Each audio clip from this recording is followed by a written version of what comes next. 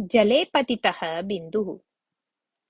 सीतापुरराज्ये योगीन्द्रः नाम कविः आसीत्। सः चमत्कारवचने अद्वितीयः आसीत्। किन्तु राजा श्रीपतिः विनोदप्रियः न आसीत्। यदि योगीन्द्रः किमपि सम्भाषते तर्हि मम उपहासमेव योगीन्द्रः कुर्वन् अस्ति इति भावयति स्म श्रीपतिः। श्रीपतिः तथा चिन्तयति इति योगीन्द्रः अपि जानाति स्म। तथापि सः स्वस्य विनोदप्रवृत्तिं न त्यक्तवान्। अतः दिने दिने योगीन्द्रस्य विषये श्रीपतेः द्वेषभावना प्रवृद्धा।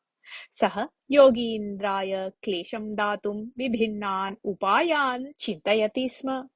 यदा सभायां कवितावचनं क्रियते, यदा च अन्यराज्यात् पण्डिताः आगच्छन्ति, तदा आस्थानकवये सुवर्णनाणकस्य दानस्य पद्धतिः आसीत् सीतापुरे।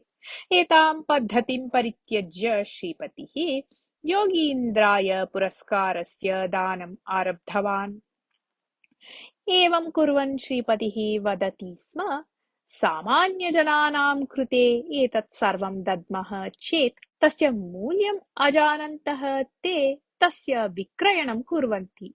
परन्तु योगीन्द्रः विशिष्टस्य एतस्य संरक्षणं कृत्वा सर्वेभ्यः दर्शयति इत्यतः एव अहं तस्मै तादृशम् उपहारं दापयन् अस्मि इति।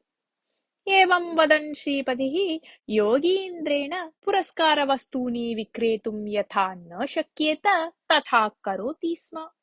एवं धनस्य अप्राप्तिः, अन्यविधस्य आयस्य अभावतः च योगीन्द्रः धनाभावपीडाग्रस्तः जातः।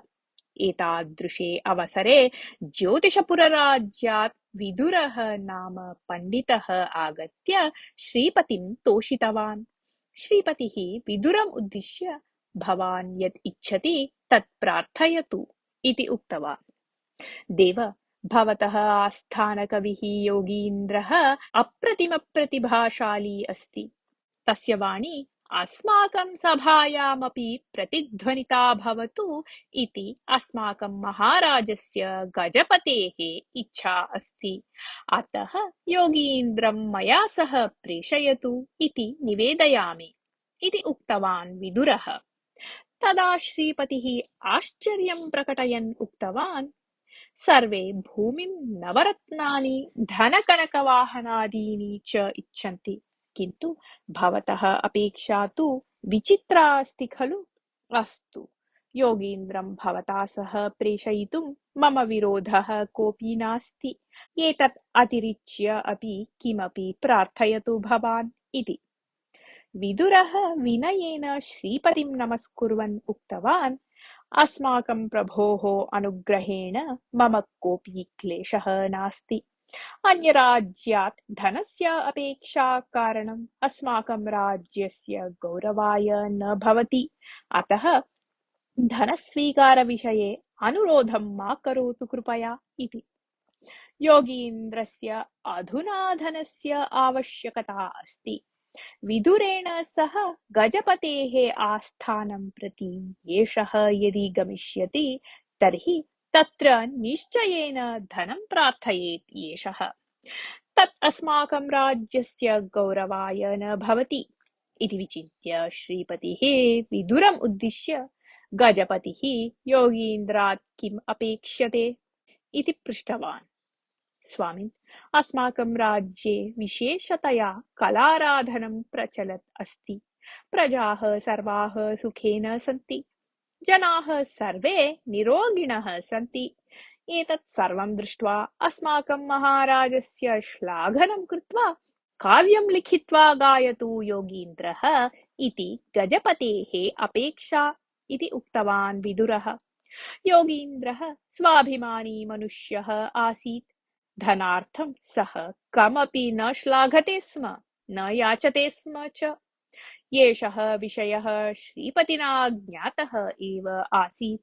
अतः योगीन्द्रस्य नयने मम विरोधः कोऽपि नास्ति, सर्वं तस्य इच्छा इति उक्तवान् सः। धनस्य आयाचकः अन्यश्लाघने अनासक्तः योगीन्द्रः गजपतेः आस्थानं प्रति न गच्छेत् इति चिन्तनम् आसीत् श्रीपतेः। किन्तु योगीन्द्रः श्रीपतौ आश्चर्यं जनयन् ज्योतिषपुरं प्रति गमनम् अङ्गीकृतवान्। तदा श्रीपतिः विदुरम् उक्तवान्, पंडितोत्तम, भवान् स्वस्य राज्यस्य गौरवं यथा रक्षितवान् तथा एषः अपि स्वस्य राज्यस्य गौरवं रक्षिष्यति। अतः भवान् गजपतिः वा अस्मिन् विषये आक्षेपं न कुर्यात् इति। श्रीपतिना एतानि वचनानि मां जागरयितुम् एव उक्तानि इति ज्ञातवान् योगीन्द्रः। पश्चात् विदुरेण सह योगीन्द्रः गजपतेः राज्यं गतवान्। योगीन्द्रः तत्र सर्वं दृष्ट्वा सन्तुष्टः। गजपतेः प्रजापालनक्रमः बहु समीचीनः आसीत्। अतः सः सभायां गजपतेः श्लाघनं कृत्वा काव्यानि विलिख्य पठितवान्। तेन गजपतिः नितरां सन्तुष्टः सन्, योगीन्द्र, भवान् किम् अपेक्षते वदतु इति उक्तवान्।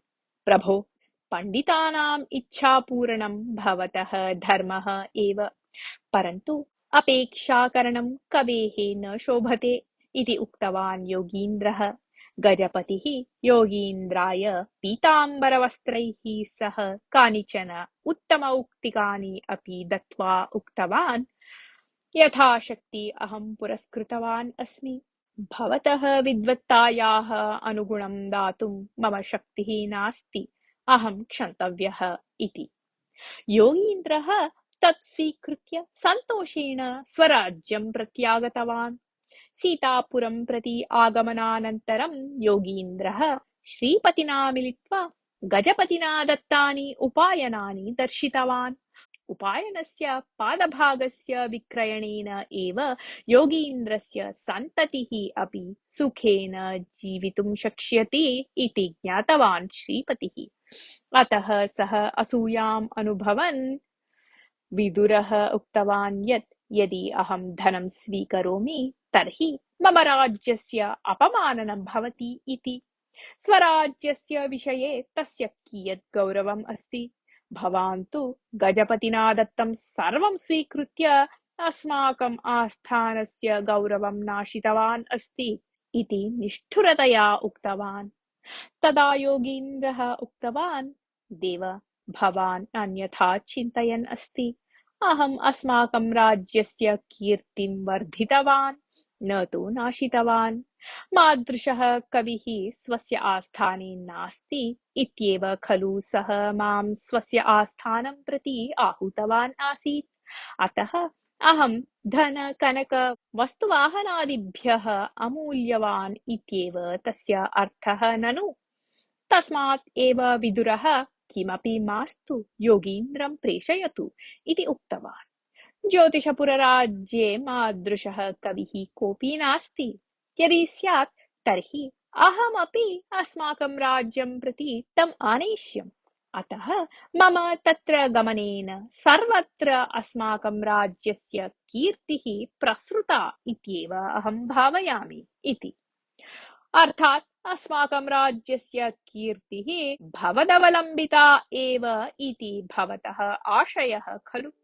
तादृशं वचनम् एव भवतः अहङ्कारं द्योतयति इति उक्तवान् श्रीपतिः। अहङ्कारी कदापि अन्यान् न श्लाघते। अहं ज्योतिषपुरसभायाम् आत्मानं विस्मृत्य गजपतिं श्लाघितवान् अस्मि इति उक्तवान् योगीन्द्रः। तदा श्रीपतिः इतोपि अधिककोपेन उक्तवान्, भवान् धनाभिशाली, धनार्थम् एव भवान् गजपतिं श्लाघितवान् अस्ति इति। प्रभो, मया कृतं गजपतेः श्लाघनं कविता अभवत्। यथा स्वातिनक्षत्रयुक्ते काले वृष्टिबिन्दुः समुद्रे शुक्तौ पतित्वा मौक्तिकं भविष्यति, तथा मम कविताः गजपतेः हृदयं प्रविश्य मौक्तिकानि अभवन्। इति उक्तवान् योगीन्द्रः। धनस्य आशा भवतः यदि न स्यात् तर्हि भवान् किमर्थं मां न श्लाघते? तादृशी कविता अत्र किमर्थं वा न निस्सरति भवतः मुखात्? इति पृष्टवान् श्रीपतिः योगीन्द्रम्। स्वामिन्, अहं सर्वत्र विना भेदेन कविताः वदामि एव। अस्माकं राज्ये अपि मम कवितायाः बिन्दवः पतिताः, ज्योतिषपुरराज्ये अपि पतिताः, किन्तु अत्र या कविता मया उक्ता सा जले पतितः बिन्दुः इव विलीनः अभवत्। तस्मिन् राज्ये याः कविताः मया उक्ताः ताः शुक्तौ पतिताः जलबिन्दवः इव मौक्तिकानि अभवन् इति उक्तवान् योगीन्द्रः। योगीन्द्रः महता चातुर्येण गजपति श्रीपत्योः तोलनं कृतवान् आसीत्। तावदेव न, वाक्चातुर्येण श्रीपतौ विवेकम् अपि जागरितवान् आसीत्। अतः तदनन्तरकाले गजपतिः इव एव कलापोषणं कुर्वन् श्रीपतिः सत्कीर्तिं प्राप्तवान्। कथा समाप्ता।